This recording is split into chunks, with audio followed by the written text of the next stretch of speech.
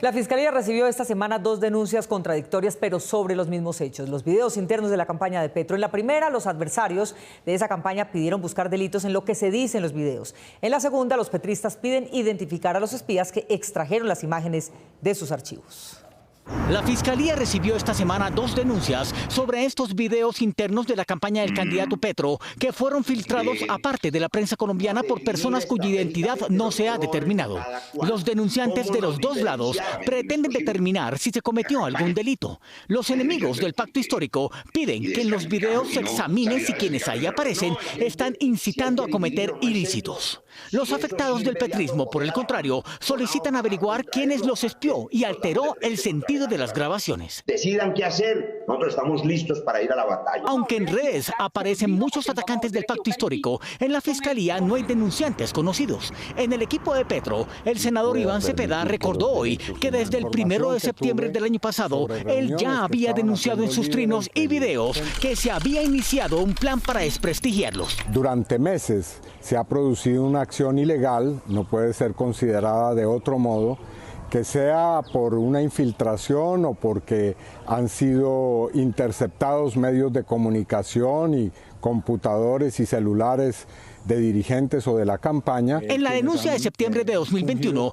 Cepeda mencionó un documento en que un ciudadano que le escribió a él anónimamente relató la estructura de los enemigos de la campaña Petro. En primer lugar están dirigentes del Centro Democrático, que están involucrados, según dice el documento, agentes de la inteligencia del Estado, concretamente de la inteligencia militar y probablemente de la inteligencia de la Policía Nacional.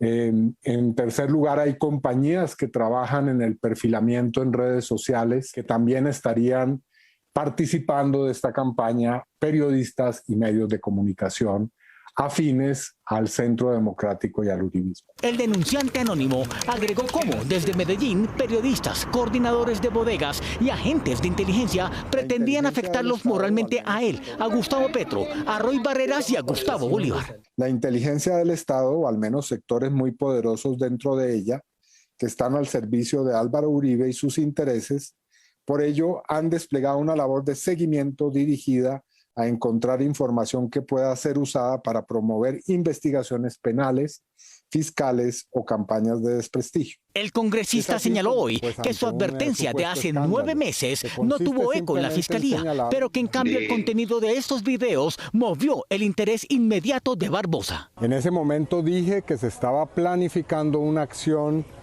para seguir e infiltrar nuestra campaña electoral. Esa denuncia no tuvo efecto. La Fiscalía no desarrolló ninguna investigación. Sobre estas grabaciones, Alfonso Prada, jefe de debate de la campaña Petro, también instauró una denuncia ante la Fiscalía, pero por violación a la intimidad, reserva e interceptación de comunicaciones. Aunque inicialmente la Sala de Instrucción de la Corte Suprema iba a indagar al senador liberal Mario Castaño por el delito de concierto para delinquir, después amplió la investigación a 4 ilícitos más, incluido el de estafa agravada. Víctor Ballestas. Mónica, el senador liberal, uno de los más votados de ese partido, llegó a responder más de 100 preguntas que surgieron de 300 horas de grabación de conversaciones de sus presuntos cómplices. Lo queremos hacer. A las 2 de la tarde terminó la diligencia de indagatoria a la que la Sala de Instrucción de la Corte Suprema sometió al senador liberal Mario Castaño Pérez. Él fue capturado el pasado martes a las afueras del Capitolio al ser vinculado a un proceso penal por presuntamente liderar un grupo criminal de cuello blanco que traficaba con contratos multimillonarios del Estado. Sistemática, eficiente. Los contratos eran adjudicados a dedo, según todo indica, por las influencias del senador detenido. Cada contrato entregado a quien él indicara se cobraban altas sumas en sobornos que eran tasadas entre el 10 y el 20% del total del valor contratado, solo para el congresista, sin contar las coimas que había que repartir a cada uno de los miembros de su agrupación. Estas son las únicas imágenes que se conocen hasta hoy del senador capturado. Se le ve escoltado por el CTI mientras lo llevaban al edificio en que funciona la Sala de Instrucción de la Corte.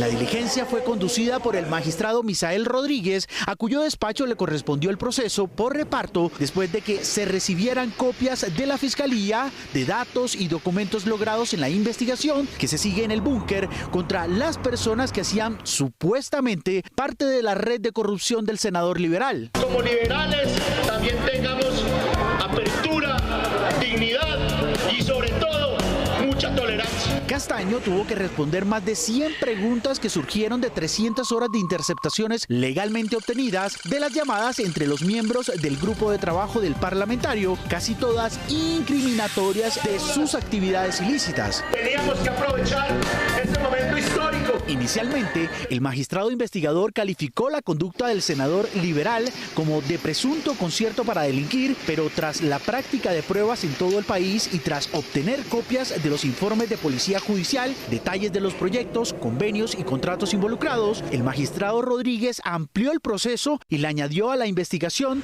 los delitos de interés indebido en la celebración de contratos, peculado por apropiación, concusión y estafa agravada. Sin lugar a dudas. Es decir, 5 conductas delictivas de las que tendrá que defenderse el reelecto congresista del eje cafetero.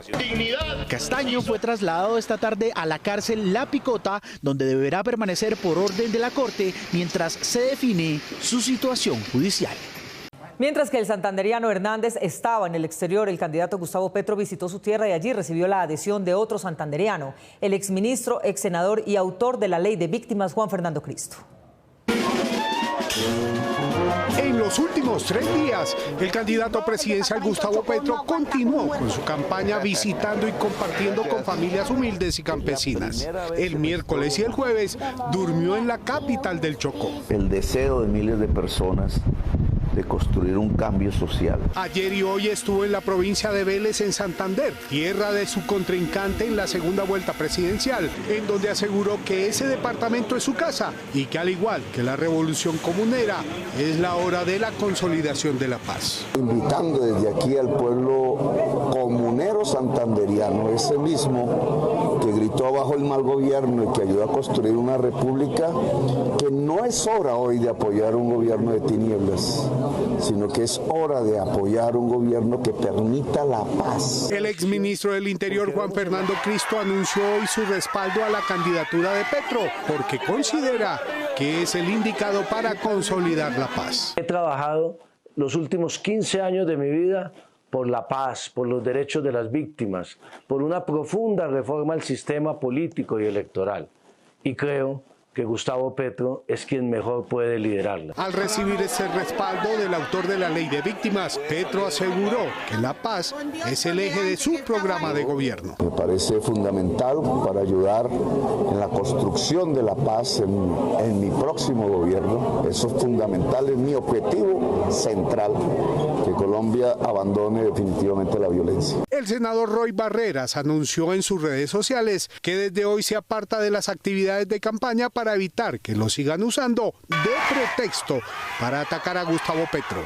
Mientras tanto, Verónica Alcocer, esposa del candidato, aseguró que las filtraciones de los últimos días violentan a su esposo, a ella y a su familia. Han grabado la intimidad de nuestras reuniones políticas y de nuestro hogar. Han atentado en contra de nuestro derecho a la intimidad. Mañana Gustavo Petro viajará al departamento del Casanare y ya no adentro, dormirá en la vivienda de una familia llanera humilde. En teoría, la frontera con Venezuela está cerrada y, en consecuencia, no debería haber comercio, pero lo hay. Este año el intercambio fue de $800 millones. Los gremios exportadores están pidiendo que se abra para multiplicar esa cifra en un par de años. Enrique Tapia. Mónica, hoy solo está abierta la frontera de Paraguachón en La Guajira, pero desde Arauca hasta el Cesar hay pasos de contrabando. Pero como Venezuela tiene una nueva riqueza petrolera, quieren que las nuevas exportaciones se hagan con todas las leyes de la ley tan pronto comience el próximo gobierno. Luego de que el presidente Duque ordenara en agosto de 2015 el cierre de los puentes vehiculares que conectan a Colombia con Venezuela, el comercio binacional, que ya venía en caída desde 2008, prácticamente desapareció, pues las exportaciones e importaciones, que alcanzaron cerca de los $8.000 millones en su mejor momento, este año la expectativa de comercio no supera el 10% de ese valor y solo se está generando por La Guajira. Por Paraguachón, Guarero, esa zona que es fronteriza, y ahí funciona perfectamente. entre norte de Santander y Táchira lo que funciona es el contrabando y el comercio ilegal. Pese al cierre de los puentes y la ruptura de las relaciones diplomáticas, el comercio binacional alcanzó los $800 millones, principalmente entre entidades estatales de Venezuela y empresarios colombianos en 2021. Anteriormente, realmente el relacionamiento se daba entre empresas privadas colombianas y empresas privadas venezolanas. Pero eso cambió y ahora ese comercio se da con empresas estatales, que son las que tienen ese monopolio de las compras en Venezuela. El precio del petróleo y la guerra en Ucrania le permitieron a Venezuela aumentar sus ingresos y eso favoreció a Colombia, lo que generó optimismo entre el gremio de los exportadores que ven un futuro comercial prometedor en los próximos años. Si uno empieza a formalizar eso, fácilmente ese comercio puede empezar a crecer a 1.500 millones de dólares en el lapso de unos 6-8 meses. A este año vamos a tener un comercio otra vez entre 800 y 1.200 millones de dólares, comercio binacional, lo que va a mostrar que la frontera más importante que hay para Colombia va a volver a ser Venezuela en el corto plazo y se espera que en 4 o 5 años estemos en el orden de 4 o 5 mil millones de dólares. Los líderes gremiales coinciden en que los empresarios colombianos y venezolanos están listos en la logística, el transporte y en los procesos aduaneros para reactivar el intercambio comercial a partir del próximo 8 de agosto. Es necesario tener una formalización en las relaciones, tener encargados de negocios, tener cónsules. Los gremios esperan del nuevo presidente una decisión inmediata para reactivar la economía entre los dos países.